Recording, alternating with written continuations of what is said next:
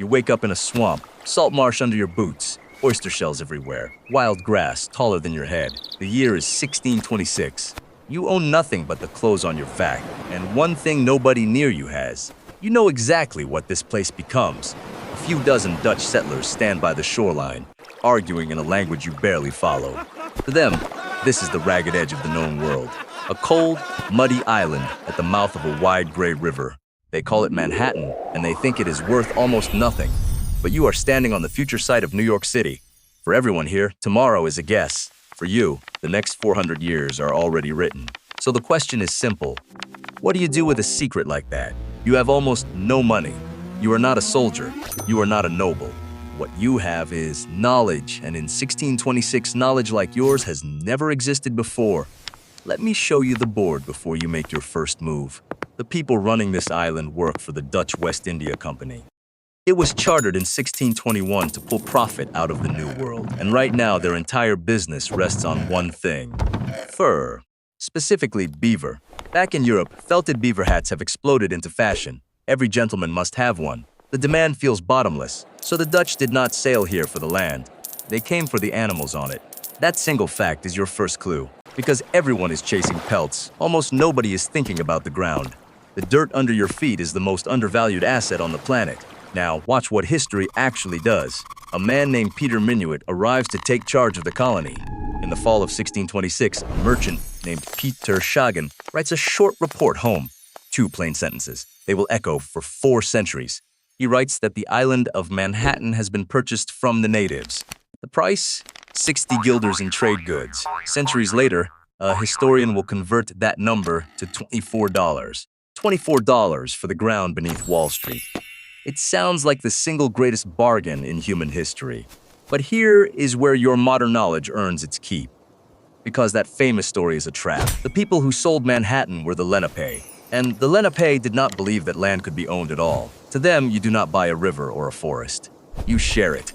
They almost certainly saw those 60 guilders as a gift to seal a friendship, a temporary understanding, not a permanent sale. So the deal of the century was really 2 worlds misreading each other. Sit with that for a moment. Would you take that deal, knowing what it truly was? This is the first hard lesson about getting rich inside history. Many great fortunes begin with one person valuing a thing its owner does not. Sometimes that is vision. Sometimes it is theft. Often it is both at once. You will have to decide which line you are willing to stand on. Now your move. And you must move before the first winter. You cannot outspend the company. You have no charter, no gold, no army. So forget owning the whole island. That path was never roped to you. Instead, you do the thing the company is too greedy to do. You go small and you go permanent. But first, you have to survive. That winter is brutal. Food is scarce. The cold bites through everything. You have no crops and no store of furs to trade. So you make yourself useful to the trappers who do. You carry, you count, you translate, you fix. Your first coins come slowly. By spring, you have a little money and a very clear head. Now the real decision arrives. Option 1 is to chase beaver like everyone else on the island. The reward is fast. Pelts here are nearly as good as cash. That very year, a single ship sails home carrying more than 7,000 beaver skins. Pelts are so trusted here that people trade them like money itself. But the risk is savage. The beaver will be trapped toward collapse. Ride that wave and you get rich, then you crash when the animals run out. Option 2 is quieter and far smarter. You use fur to make money, then you spend that money on land. Not for farming, for location. You buy the muddy lots nobody wants at the southern tip of the island. You buy near the water, near the fort, near the trade. While the others hoard pelts, you hoard deeds. Because pelts rot, land does not, and land can pay you twice. Every year, new ships arrive full of settlers who need a roof. So you build simple rooms on your lots and you rent them out. Now your dirt earns money while you sleep and the deed still belongs to you. This is the entire game and almost no one in 1626 can see it. Wealth is not the thing everyone is chasing. It is the thing they are standing on. Then comes your first real setback. A wealthier trader buys the corner lot you wanted most. You are furious. You almost abandon the whole plan. But you adapt. You quietly buy the 2 cheaper lots beside his. In time, his corner only makes your lots more valuable. Patience, you learn, is a weapon the impatient never respect. Now the clock starts working against you. The little settlement grows into a rough, crowded port. By the 1660s, around 1,500 people live here. Sailors, farmers, traders, and the enslaved, speaking nearly 18 languages. The place is chaos, and chaos means opportunity for the one who plans.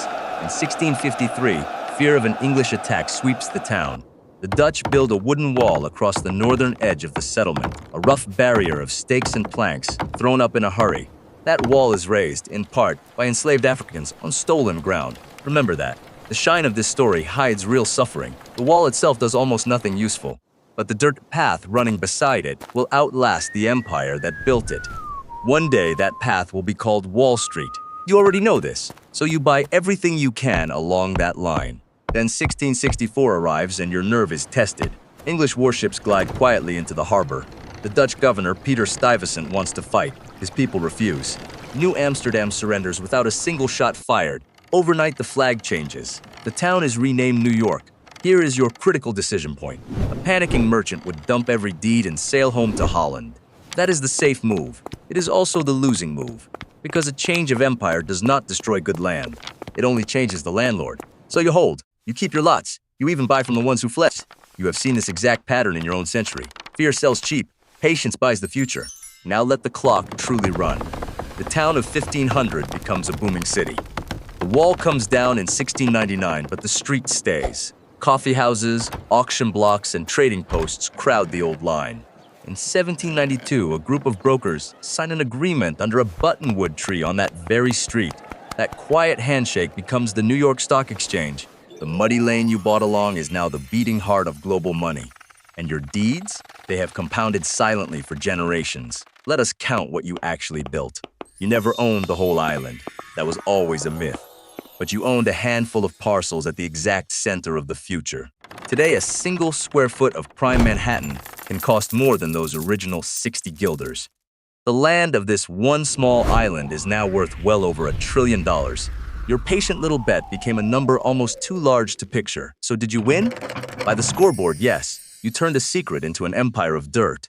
But look closer, because this is the part the meme never tells you. Every guilder of that fortune sits on a misunderstanding, a conquest, and forced labor. The wealth is real. So is the cost. And that is the true lessons buried inside the joke, about $24. Great fortunes are rarely built on magic. They are built on information other people do not have yet. The one who sees value early wins. The one who sees it too late pays the bill. And you did not need the most money. You needed the most patience. You held while everyone else panicked. And time did the rest. You know this because you are living it right now. Somewhere today there is an asset everyone around you calls worthless. A skill, a neighborhood, a technology, a quiet little idea. In 400 years, someone may tell its story the way we tell Manhattan's. The only real question is whether you are the one who sees it first. So look one more time at that swamp. You woke up in 1626 owning nothing but a secret, and you leave owning a piece of the most valuable ground on Earth. The island was never really worth $24. It was worth everything. You were simply the only one who knew.